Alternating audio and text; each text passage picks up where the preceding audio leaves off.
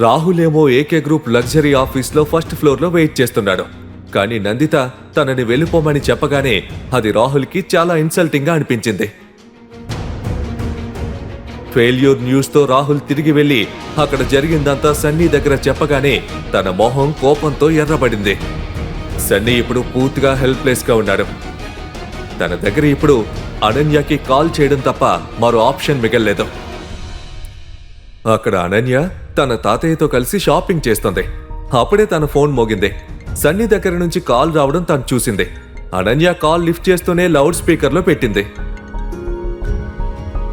చెప్పన్నయ్యా. అనన్య, నీ అన్నకు నీ నుంచి ఒక హెల్ప్ కావాలి. నాకు హెల్ప్ చేస్తావు కదా? ఈ ప్రశ్నలకు సమాధానాలు తెలుసుకోవాలంటే క్రింద ఇచ్చిన లింక్ ని క్లిక్ చేసి పాకెట్ ఎఫ్ఎం యాప్ ని ఇన్స్టాల్ చేసుకోండి. Stay tune to pocket FM.